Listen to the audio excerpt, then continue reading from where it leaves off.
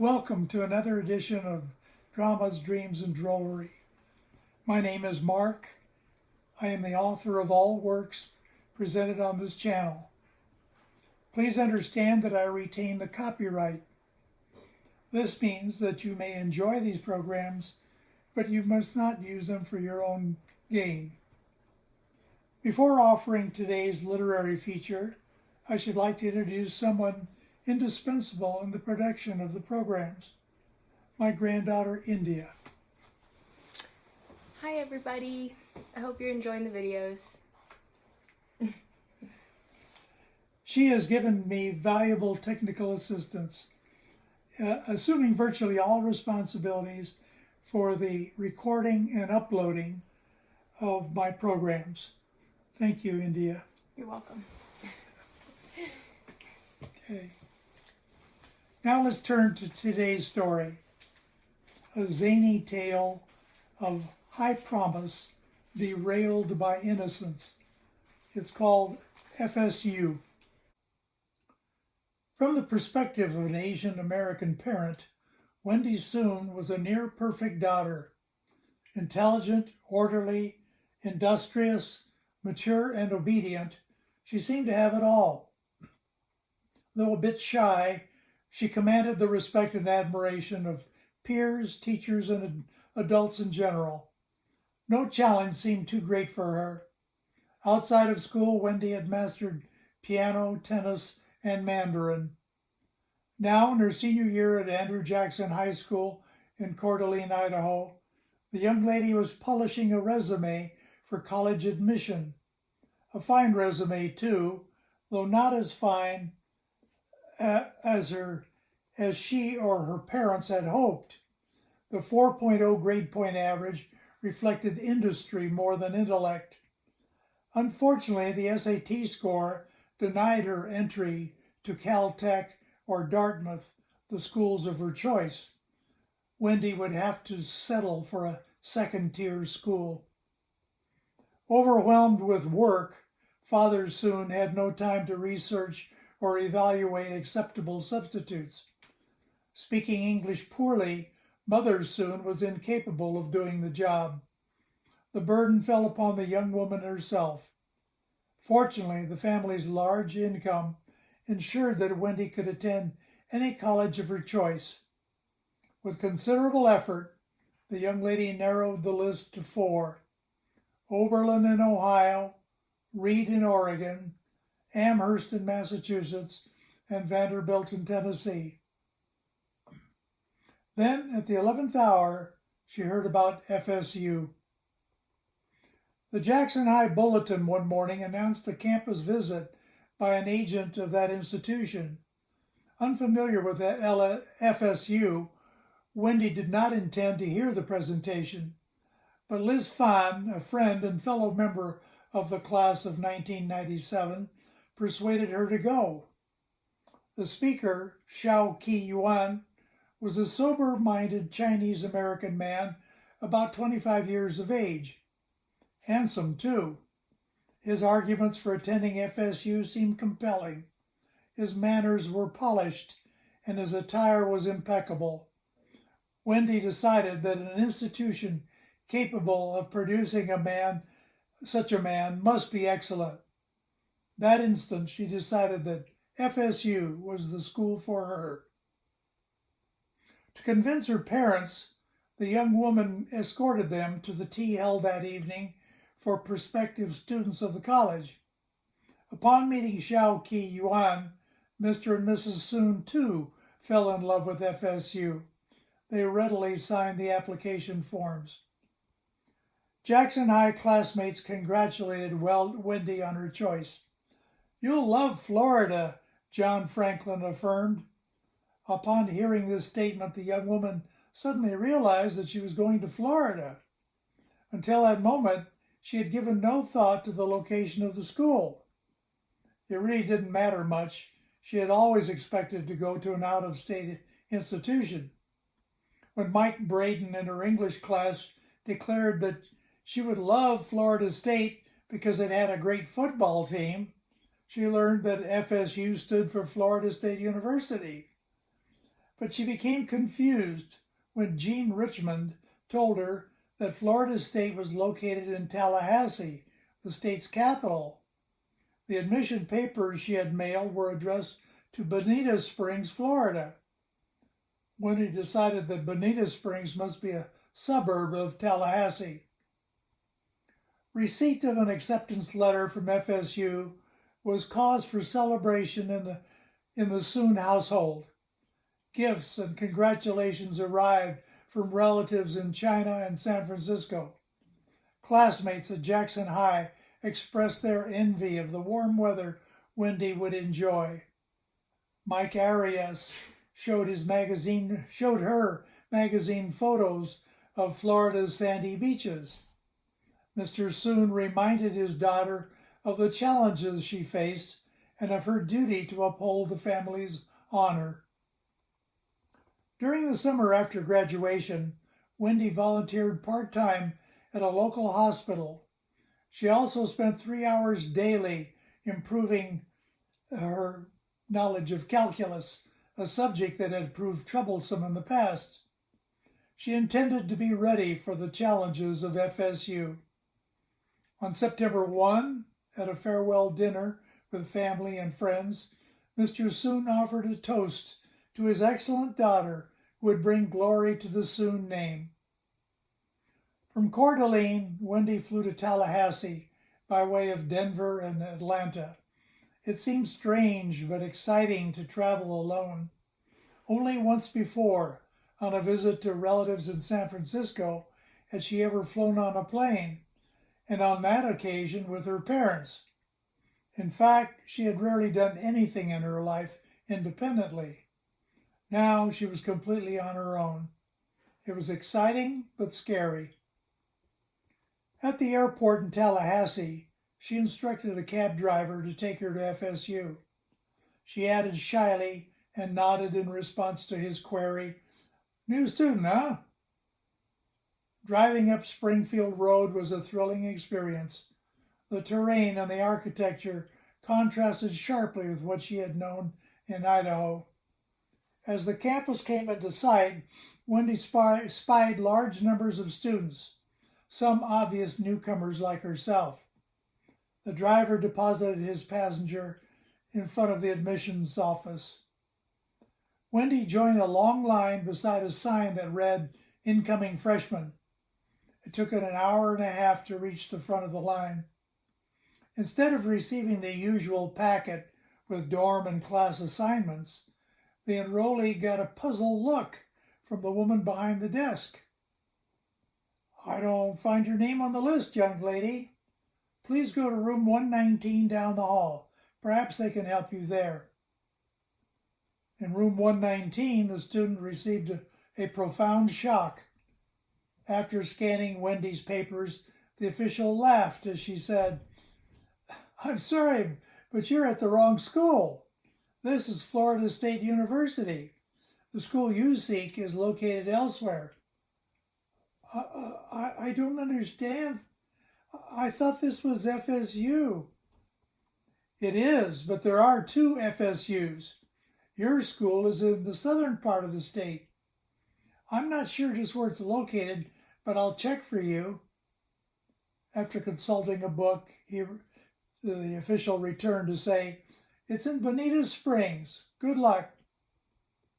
Now it all made sense. Friends at Jackson High had unintentionally fooled her into believing that she was attending Florida State University. How could they have known that there were two FSUs in the Sunshine State?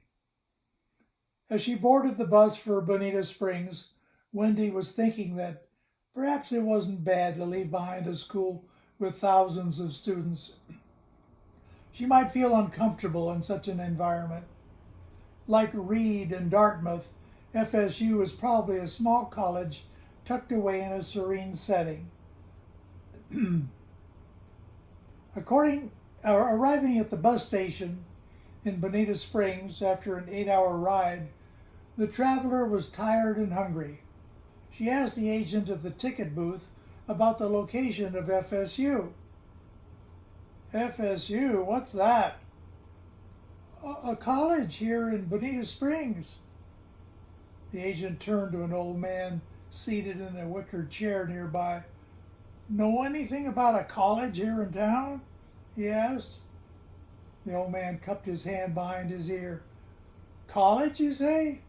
Nope, ain't no college here. Taken aback by this response, Wendy addressed the man directly. F.S.U. The old man reflected for a few seconds. Then he said, F.S.U. F.S.U. Oh, I bet it's those hippies. The agent smiled and nodded. I bet you're right, he said. Turning to Wendy, he offered this advice. Young lady, if you go down this street another block, you'll come to Ed's pool parlor. Go ask in there. Picking up her suitcases, the bewildered visitor began to walk in the indicated direction. Although Bonita Springs was a small town, it didn't come close to resembling the place she had imagined of the college. With 4,000 inhabitants scratching out an existence beside the roaring Interstate 75, Bonita Springs possessed neither charm nor tranquility. No tourist would dream of snapping a photo there. Ed's pool parlor was closed, but its shabby facade posted a sign that caught Wendy's attention. New F.S.U. students be here tomorrow morning at 9. The reader noted the misspelling of tomorrow.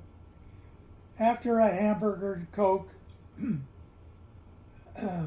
at the Royal Garden Cafe, a misnomer if ever there was one, the young lady secured a room for the night at the Everglades Hotel.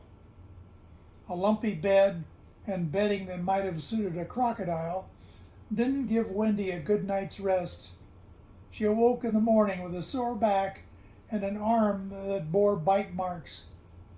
After a shower and a breakfast that included biscuits that could have served as billiard balls, she dutifully made her way to Ed's at 9. The front door was wide open, and through it one could hear the sound of colliding billiard balls. A half-dozen men, hovering over 3 pool tables, stared momentarily at the young lady in the entryway before resuming play. In a corner, a wizened woman with a cigarette dangling from her lips was sweeping the floor. Looking up, she smiled at Wendy. Hi, honey. What can we do for you? I'm a new student of F.S.U. Ah, the person you're after will be here in a moment. Hey, one of you guys, give the young lady a chair. A man in greasy overalls slowly dragged a chair from the far side of the room. With a swipe of the hand, he brushed away some of the dust on the seat. At Wendy, he flashed a toothless smile before spitting tobacco on the floor. The student waited patiently, wondering where the other freshman would be. At 9:25, a second young woman entered the room. This one drew considerable attention from the pool players. She had spiked black hair, rings in her nose and lips, and tattoos over her bare arms and legs. Kicking a boot against the wall, she demanded to know where the F.S.U. people were. Before anyone could answer, a third woman came through the front door. Wendy recognized her as the waitress from the Royal Garden Cafe. Removing an apron, the newcomer dragged a chair to a desk at one side of the room. From a drawer, she removed and placed on the desk a sign that read F.S.U. Surprised, Wendy asked, Are you the official from F.S.U.? Yeah, I work part-time as the registrar. Are you a new student? Pushing Wendy aside, the woman in tattoos positioned herself in front of the desk. With a glare, she insisted, I was first. Wendy knew better than to challenge the intruder. The waitress registrar started to object, but the victim of this injustice signaled with her hands and face that she was willing to wait. From her purse, the official extracted a soiled and wrinkled piece of paper. Then she asked the tattooed woman for her name. Aaron Steiner from Philadelphia. Oh yes, Miss Steiner. According to my records, you have attended 5 or 6 other colleges in the past. Yeah, those slobs keep kicking me out of their schools for nothing. Well, Miss Steiner, here at F.S.U, we have 2 kinds of living accommodations, dorms and independent living. Which would you prefer? I'll take independent living. Someone told me your dorms stink. All right then, here is the address of your quarters. From the official, the woman took a piece of paper given to her, stuck it in her bra, and exited the room to the whistles of the pool players. As Wendy stepped up to the desk, a freckle-faced young man with a mouthful of bubble gum rode a skateboard into the pool parlor. Whoa! He shouted as he leaped off the apparatus and placed himself behind Wendy. Indifferent to this rude intrusion, the registrar asked the woman in line, "Now, may I have your name?" Wendy Soon. I'm from Idaho." Looking at the crumpled sheet before her, the official located the name. "Here it is," she said, and then with a look of surprise she remarked, "Well, I see that you are fully paid. How unusual. Most of our students are deadbeats. We have to send collection agencies after them. You know what I mean." Wendy smiled shyly. She didn't know what the woman meant, and she didn't know what to say when she was asked her preference for living accommodations. All of her life she had relied upon others to make her such decisions. But the word independent sounded appealing. Independent went with being grown up. After indicating her choice and receiving the piece of paper with the address, Wendy started to leave, but the official called her back. "Wait, I almost forgot. Don't miss the orientation session today at 1 o'clock. It's in Masterson Hall. Oh, and if you see that other girl who was just in here, tell her about it." Suddenly, Wendy thought of an important question. Where do we eat around here?" "In the cafeteria." "What are the hours? Do you have a schedule or something?" "Nah, I don't think there's a schedule. Whenever you see the lights are on in the place, you can go in and eat. Otherwise, it's closed. By the way, if the surf's really good, Toby, that's the cook, might close up for a few hours. You gotta be patient." The address on the piece of paper said 471 Richter Place, but at that number stood only a battered old trailer. Wendy knocked on the door, intending to ask the occupants the location of the F.S.U housing office. There was no response. However, a tiny sign in a window said, "Reserved for F.S.U students." The young lady's heart sank. An unlocked door allowed her to inspect the structure. Though small, the trailer seemed large enough to accommodate a small person like herself. She would fit in the bed, and she could study at the table, but there appeared to be no bathroom. Later at the orientation, an official, a barefoot man in a t-shirt to which was attached an F.S.U button, answered the freshman's question by responding, "Oh, that's easy. You can use the bathroom in the dormitory. It's only 2 blocks away."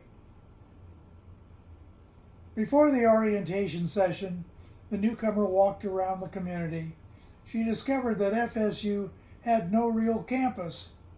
A dilapidated 6-room structure served as the administration building. Masterson Hall, a block away, was the sole instructional edifice. It contained a half-dozen classrooms, a laboratory, storage space, and a small auditorium. The graffiti-marked dormitory, a 2-story building with broken windows and peeling paint, bore strange banners. One read, "Nats count 2." Another counseled, People with flat feet get the gravy.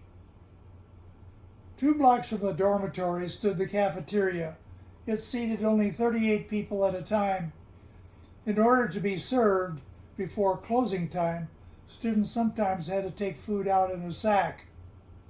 4 trailers scattered about the town constituted the independent living quarters. In her entire life, Wendy had never seen so many weird people as she had in a few hours at F.S.U. Jerry, a short Caucasian boy in a beanie, skipped about campus while operating a yo-yo. Carlos, a gangly Hispanic youth, shot at people using his fingers as guns.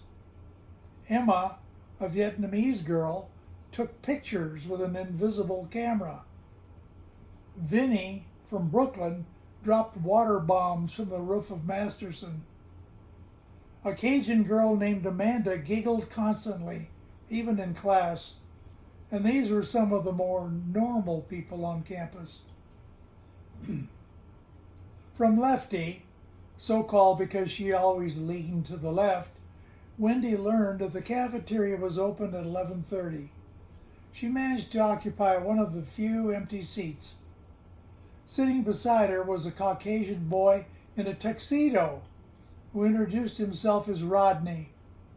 Compared to other classmates, he seemed unusually clean and neat, but Wendy was curious about his attire. Why are you dressed that way? Going to a special event? No, I just like to dress well. Say, you're a freshman, aren't you? A little embarrassed, Wendy gave a sheepish, yeah. You probably don't know, but there's a custom in this cafeteria. Once a month, Toby has a drawing. Anyone can enter. If your name is chosen, you get to pick an item that will be on the menu for the rest of the month. I won the drawing once. You did? What food did you choose? Worms. Wendy expected to see a smile on Rodney's face, but there was none. At 1 o'clock, the newcomer attended the orientation session in Masterson Hall. On hand were 12 of the 19 members of the freshman class and 2/3 of the FSU staff. The male president in golf attire, the knock-kneed female dean with triple thickness eyeglasses, the registrar and her waitress apron, and the male counselor who appeared to have a quirk in his neck. The president addressed the group. Welcome to all of you new freshmen. Well, at least to all of you who pay your way. I understand that a record number of 5 have made full payment this semester. You are especially welcome. The rest of you need to get on your folks and tell them to pay up. Anyway, all of you have made a wise decision to attend this institution of learning. Ours is a remarkable school. I proudly affirm that there is no other like it in the entire world. Our name says it all. F.S.U. Free Spirits United. Unlike other establishments, we give you freedom of action. No set programs, no required courses, no regimentation. You get to do whatever you want. It's fun, fun, fun all the way. Thank you for your attention. Are there any questions? Wendy moved to an adjacent seat to avoid the drool coming from the chin of the boy seated beside her. Hearing the president ask for questions, she overcame her shyness and raised her hand. Yes, miss. What is the enrollment at FSU? 67, I think. Wait, let me check with the registrar. What's the latest count, Margie? Probably 68. You overlooked the kid in the jail in Tampa. Oh, that's right. Any other questions? I have one more question, sir, if you don't mind. Yes? How many professors are there at FSU? 6 altogether. The 4 of us, Toby the cook, and Henrietta the cleaning lady. Wendy's mouth fell open. Before she could think of more to say, the president gave his concluding remarks. I wish to announce something special. At 4 o'clock this afternoon, I shall dedicate FSU's new Hall of Fame. I hope you will all come to see the rich tradition that you have inherited. Oh, and as you leave today, you'll notice near the exit an old Kleenex box.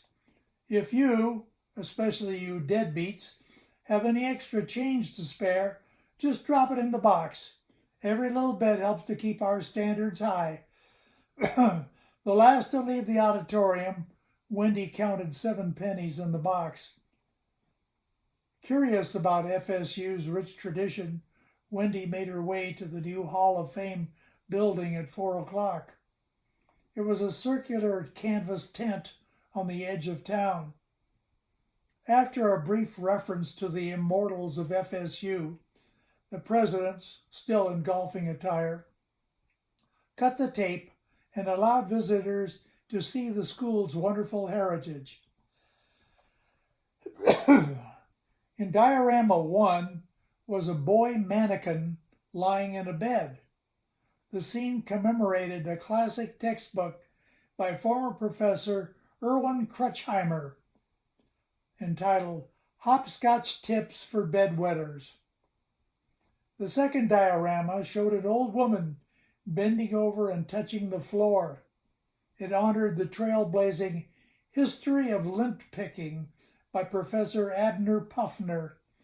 A sorrowful note indicated that the unfortunate author had spent the final 20 years of his life prostrate in a hospital, a victim of his research. In diorama 3, a man polished a car. This was a tribute to Gunther Hodge, who wrote, "Chrome bumpers I have loved." The final diorama depicted the all-time greatest piece of scholarship in the history of FSU. Nellie Zapp's Skywriting for One-Legged Pilots.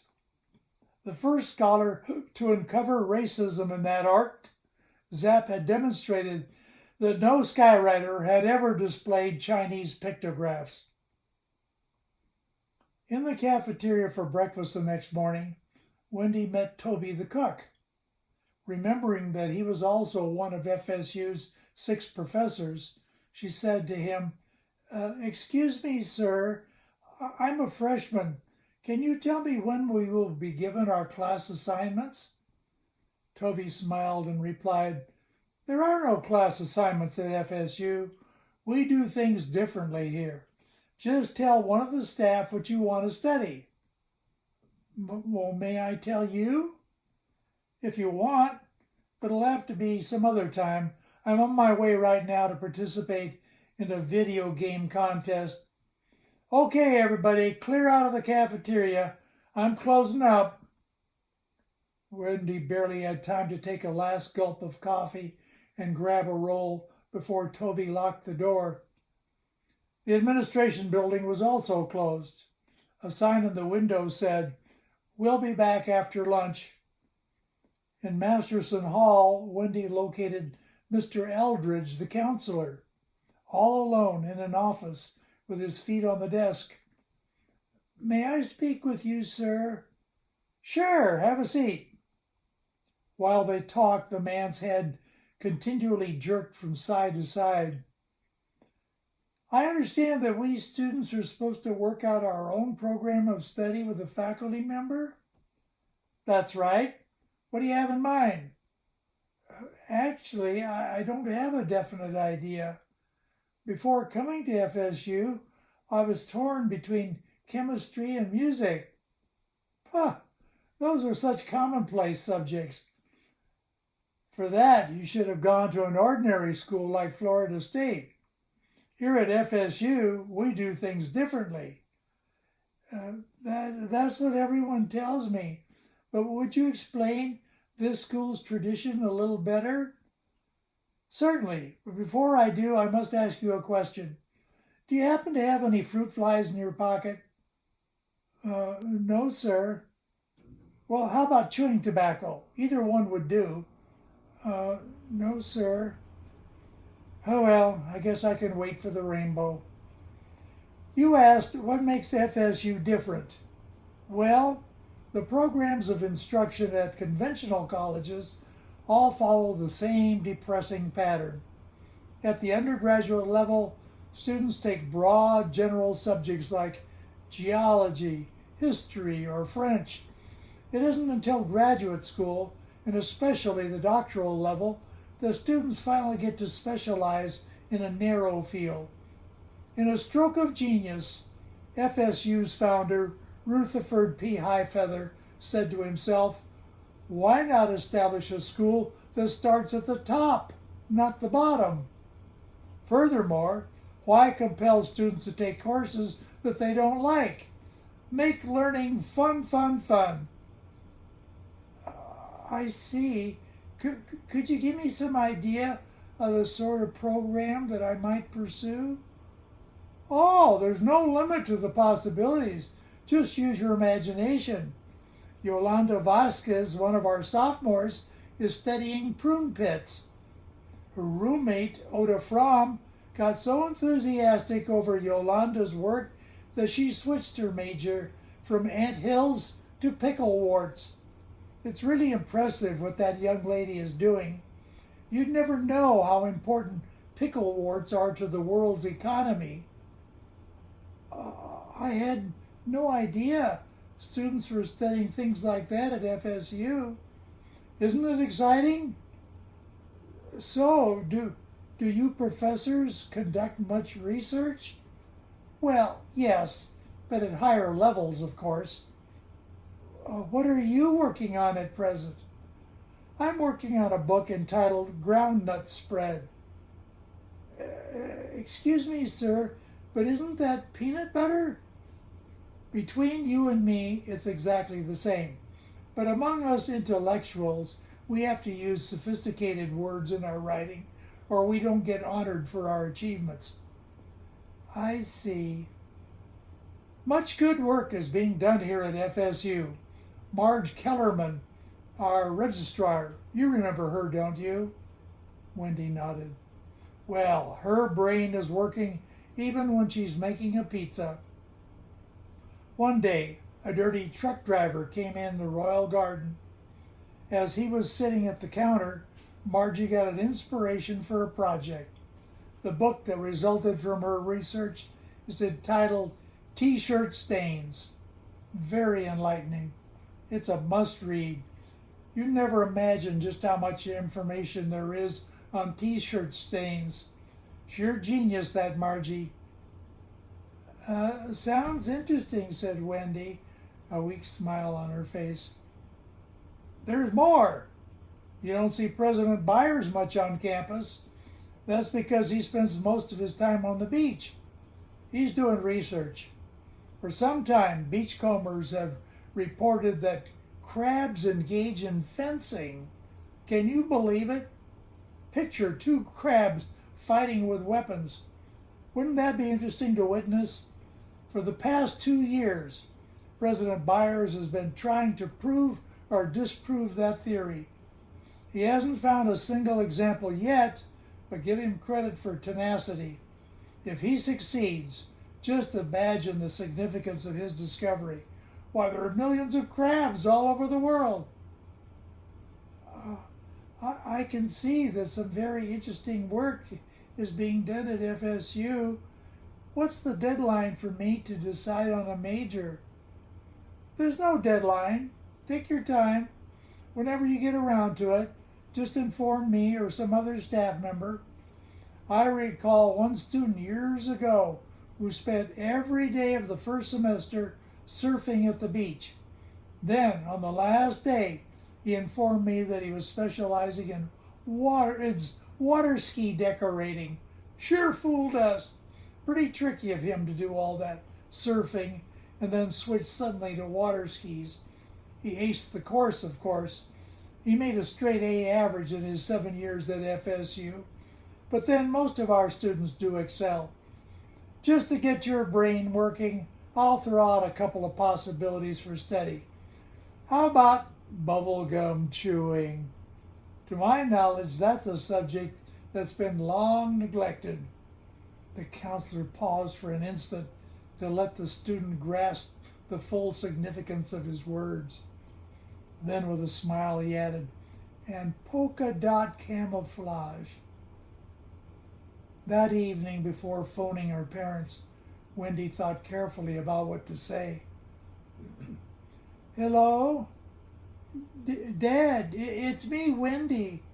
Wendy! Quick, Mama, get over here. It's Wendy. Tell us, are you okay? Do you like your new school? Personally, I'm fine. As for the school, it's quite different from what I imagined. In fact, I think it's safe to say there's no other college like this in the world. Wendy could hear her father say to her mother, she loves the school. Dad, if there was anything right about the image we had of this place when I was still in Idaho, it was your idea that F.S.U would present a challenge. Right now, my head is swimming. I hope I can make it here and keep my sanity. Dad's interpretation to Mom was, they're working her hard and she's learning a lot. But I'm not a quitter. I'll do my best to succeed and bring honor to our family. Oh, what an excellent daughter. To Wendy, it was futile to describe FSU to her parents. They wouldn't understand. Besides, if they did understand, they would worry. FSU is where they wanted her to be. She would make the most of it. Following the advice of Counselor Eldridge, Wendy experimented briefly with bubble gum. For days, she made big bubbles and little bubbles. She tried different brands of gum. Using an anemometer and a weather vane, she measured the impact of wind speed and wind direction upon the size of the bubbles. She even noted her own psychological reactions to the popping of bubbles. After a week, the young woman abandoned the project entirely. Chewing gum made her jaw ache. Besides, most gum didn't hold its flavor long.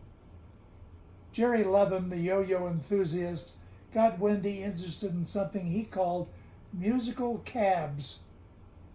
Carrying a device that played songs at random intervals, the researcher entered a taxi and wrote down the car's odometer reading. The driver was instructed to halt the vehicle the instant music began to play. At each stop, he recorded the length of time and the miles traversed between stops. Such a project had the potential to amass a wealth of data, Jerry assured his classmate. Wendy enjoyed this exercise for 2 days, but she lost interest on the third day when, in a remote part of Bonita Springs, she failed to secure a cab for 5 hours, and later when a driver swore at her for not receiving a larger tip. The most exciting event of Wendy's first 2 months at FSU was a field trip with Sarah Floptop, the knock-kneed dean with the triple thick glasses. On a journey to the Corkscrew Swamp Sanctuary, the nearsightedness of the dean nearly resulted in the loss of a foot to an alligator. At Christmas, Wendy flew home to Idaho for a reunion with family and friends. Up to that point, she still had not made a decision about a major. When questioned about her schoolwork, the young woman gave general and evasive answers. FSU is certainly challenging, or I'm working closely with Professor Eldridge, or I hope to have a better idea by the end of the semester. Feeling pressure, she realized that she would have to provide a more substantive response soon. Late in January, Wendy made up her mind. For months, she had toyed with one frivolous suggestion after another. It was time to cast all that aside and settled upon a field that had some real merit. Burning her bridges behind her, she officially committed herself to a program of studies. On the 1st of February, she composed a letter to her parents. Dear Dad and Mom, thank you so much for sending me here to F.S.U. In 5 months, my life has changed dramatically. I am a different person. At Jackson High, I thought my college major would be chemistry or music, but the staff of F.S.U. has broadened my vision. I now see the world in a different light. Doing things the F.S.U. way has led me to investigate diverse fields of knowledge. It has taken considerable effort and thought to decide the work for which I am best suited. Only recently did I make that decision. You can take pride in the knowledge that your daughter intends to become the world's greatest alligator wrestler. By the way, Dad, you're into sports. Got any ideas how I could use a half Nelson on an alligator? End of story. The world has lost a great musician or chemist, but it has gained an alligator wrestler. That's life. Next time I'll have a spy adventure for you. Stay with me on